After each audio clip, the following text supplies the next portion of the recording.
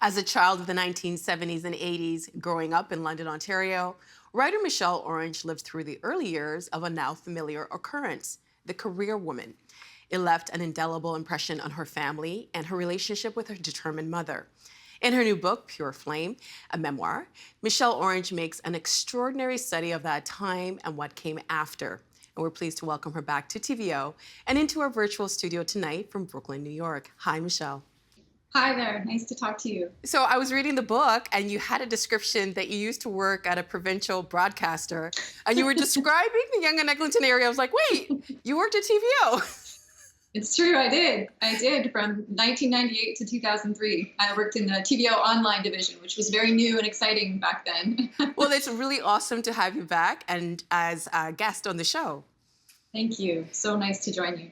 So, terrific memoir. This book is about your mother. But you start the first chapter, you talk about Janis Jerome. Who is Janis Jerome? Janis Jerome is an alias for my mom. It's the name that a couple of her professors. She went to business school in the late 70s, early 80s, and had an experience in her professional life thereafter, and trying to enter the working world a little later in life, and finding herself hitting the glass ceiling, and then making a sort of complicated decision to move to a different city and leave her family, myself, my brother, and my father, to take a better opportunity.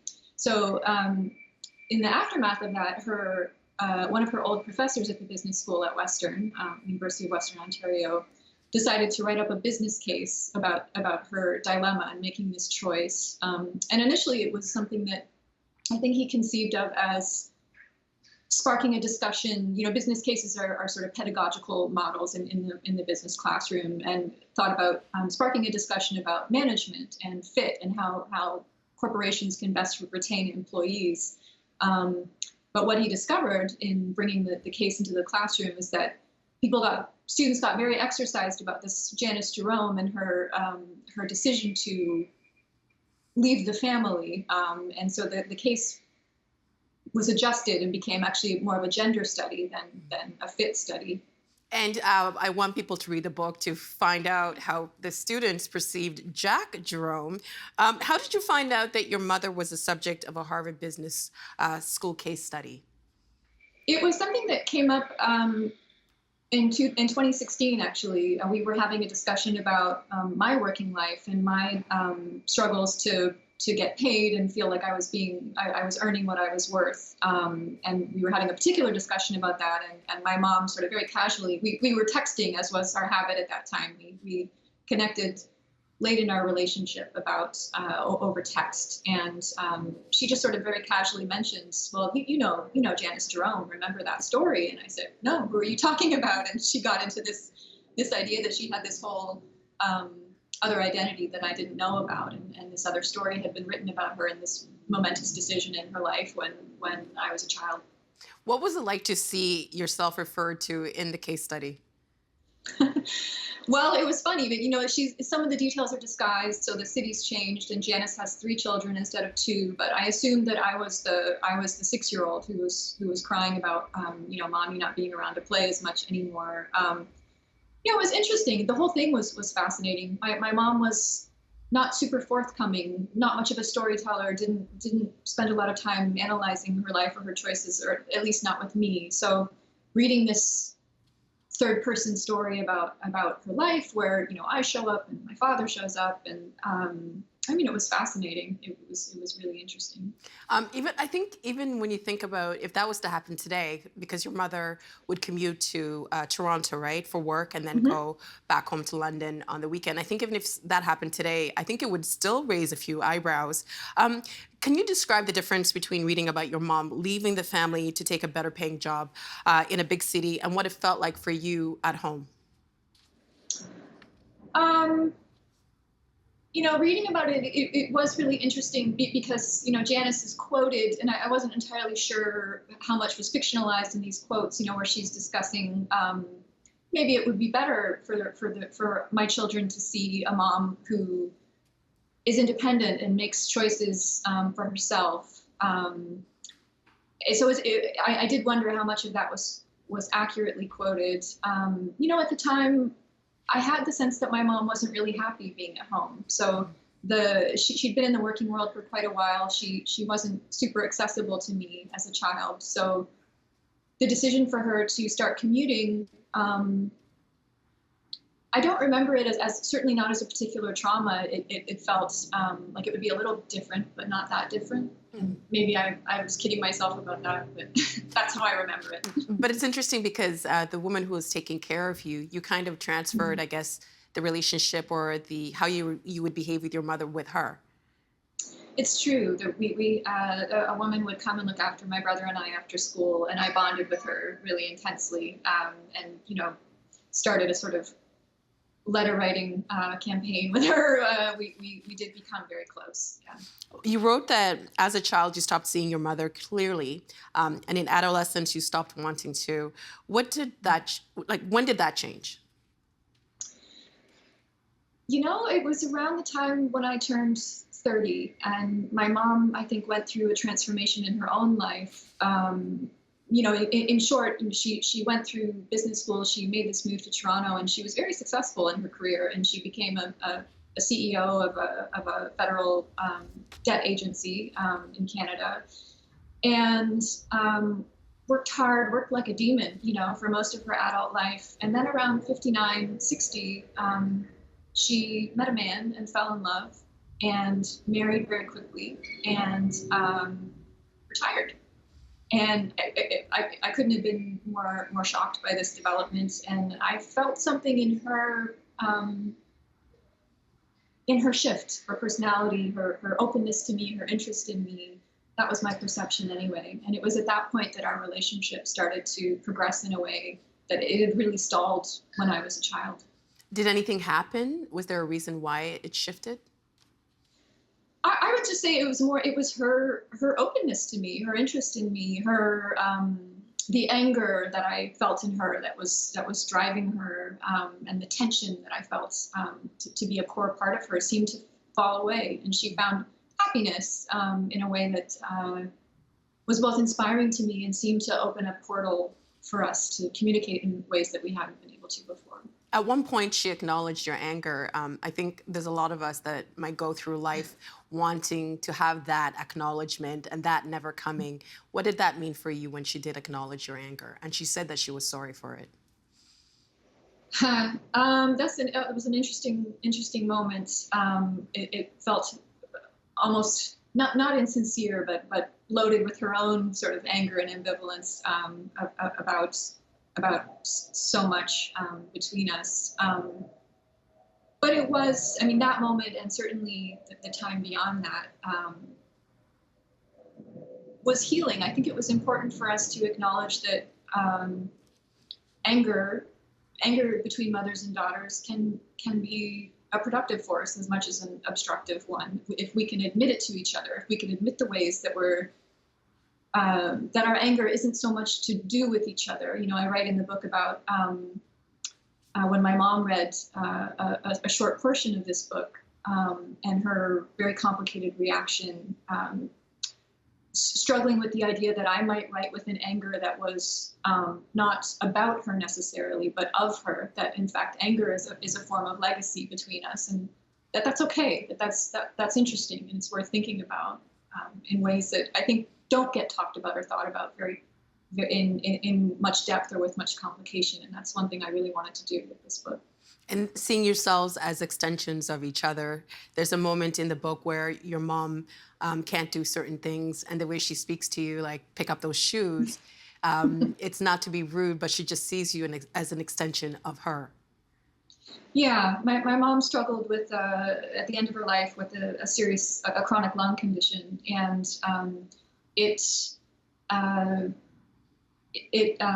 stilled her, literally, in ways that she was so dependent on the idea of herself, as we all are, really, as most of us are to a great extent, as mobile, among other things, but independent in her case. And so illness bringing this sense of helplessness was something that she struggled with, grieved, had anger about, and our relationship obviously shifted, and her seeing herself as an extension of me was something that was both beautiful and healing in certain ways, and also led to moments like the one that you just referenced. Well, you weave the history of feminism throughout the book, but your mother didn't really consider herself to be a feminist. How come? That's such a good question. It's one that I really sparked the book. Before my mom became ill. My mom became ill during the course of my writing this book, and that changed a lot of the focus of it. But it was in large part inspired by this idea of a woman who seemed to live out this feminist narrative or trajectory, certainly of the second wave, 70s, 80s era of, marrying young, having children, and feeling unfulfilled or frightened about, marriage not being everything it was sold to her to be, and making this decision to strike out and become financially independent and independent in other ways. And so, yeah, could you? Why did she consider herself a feminist? Because I Why think did you, she? yeah, at one point you have a conversation with each other, and then she's saying these things, and she's like, "Yeah, I agree with that," and that's essentially what a feminist is.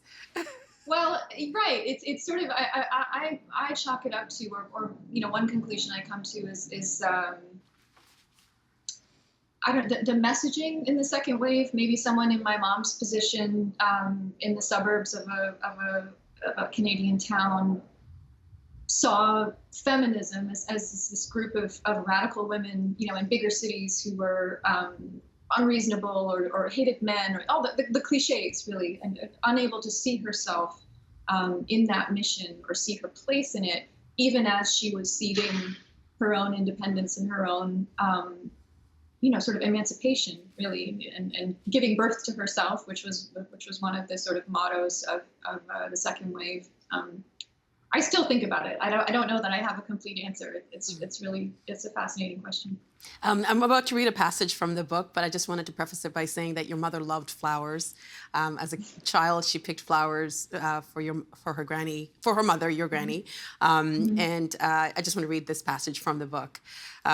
You write, early in the post-tulip era, our devices opened a portal between us. We were both new to smartphones when a shared texting app we might use to stay in touch. The app showed me when my mother was there, if not available, and when she was last online. I responded to this information as to a kind of overture. In time, it began to feel almost natural to float a line in her direction, see where it landed. It was once pointed out to me that my voice rose 2 octaves when speaking to my father. With my mother, it had always dropped at least 3. Over text, I found a lighter, more flexible register than I had managed in person. Such an interesting passage that it was pointed out to you that your voice actually changed when you were speaking to your mom. And your mom, you became closer because you were able to exchange text messages and emails. Why do you think the medium somehow facilitated your closeness? I think because it was new, it was different, it liberated us from certain of the grooves that we were in. I think our negotiating each other's physical presences or each other's bodies seemed to be fraught with some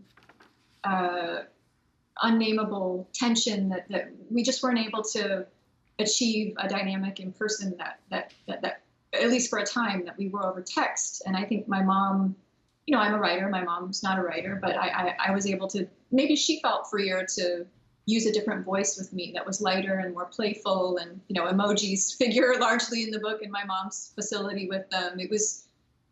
We were both able to just show each other different sides of each other. Part of me thinks some quality of being both separate and together facilitated a new dynamic between us that we then had to work to actually translate into real life and into the rooms that we shared together. And we did, but it's interesting that it was texting actually that started that process. And her favorite emoji, the twin one with the little ballet slippers. Yeah, with the pointy feet.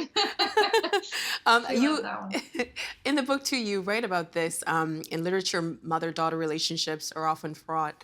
Why do you think that is? Well, I think I mean, partly what I wanted to write about was the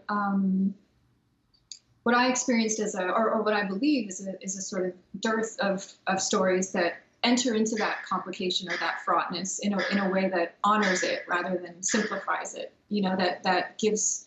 I mean, another impetus for the book, or certainly what sparked my thinking about it, was a part of an essay by a writer named Vivian Gornick, where she talks about the idea that, you know, from Oedipus to Freud, this idea of the stories that we tell about the struggle to be in the world and to become a person, if not a kind of, you know, a hero of our own life, has been told through father-son constructions. And I was interested, and she says, you know, in the 20th century, certainly across a century of feminist progress, it struck her that it was actually mother-daughter constructions that could enrich and hold that story, that paradigm in a way that wasn't really happening. And I agreed with that. I wasn't exposed to those kind of stories. That they were always, you know, there's a line in the book by Simone de Beauvoir who said, well, mother-daughter relationships are generally just catastrophic, which is a funny, it's a funny line, but I was interested in the ways that we don't treat that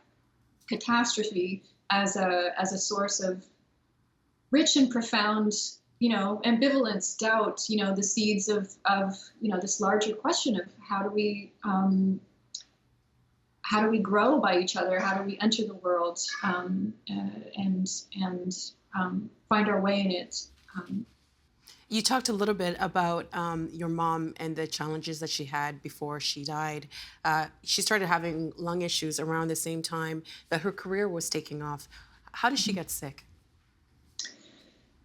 That's a good question. Even my mom isn't entirely sure, but and part of the book is me trying to figure out how fair it is to tell her story that way.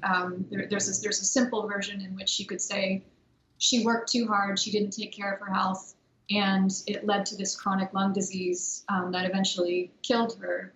And there's truth to that. There's also more complication always. But it was in the late 80s when my mom was really trying to get her footing in the corporate world in Toronto that she suffered a pneumonia that went on and on and on, and she wasn't proactive in treating it, and it left her with scarring in her lungs that then made her more prone to, it's a disease called bronchiectasis that she developed, and that is a kind of vicious circle that led to more pneumonias and more, you know, my mom was very hard on herself through those working years and didn't take as good care as she could have, and it led to a worsening of the disease that ultimately took her life. Your grandmother outlived your mother, and in the last few chapters of the book, you describe in detail the hospital visits that accompany your mom's declining health. It was a complicated illness that, combined with geography, because you lived in the States at the time, made you say goodbye many times and over a long period of time. In the end, do you feel as if you understood your mom? Mm. As I do, as much as it was, as much understanding as possible between us. I think we both worked really hard to understand each other as best we could, and it was a great gift. And it was, you know, this book is not the book I set out to write. As I said, my mom became sick during the writing of it. What book did you set out to write? You know, it was a book that was going to have much less of a personal element. It was really going to look, you know, you mentioned the sort of historical, social context that makes up a lot of the book. I always wanted to use my maternal line, going back, you know, a century, as an entry point to talk about the ways that the changes that I was interested in discussing got lived out in individual lives. So the examples from my own life. But my mom's illness was not going to be part of it because she wasn't sick. It was more the idea, the sort of abstract idea of losing her at some point and trying to reckon with our relationship before that happened. But then I did lose her, and the book took on a different tenor. Do you feel as if she understood you towards the end? Damn, these are tough. Do I feel as if she understood me? I think so. Yes, I think we were able to see each other again as clearly as we could, and it was a great gift for me to that she allowed me to see her. You know, you have to allow people to see you, and I wanted her to see me as well, and I think we did achieve that. Well, congratulations. It's a terrific book. And I think it's going to get a lot of conversations going. Thank you so much for spending some time with us. I appreciate it. Thank you. Thank you. The Agenda with Steve Paikin is made possible through generous philanthropic contributions from viewers like you. Thank you for supporting TVO's journalism.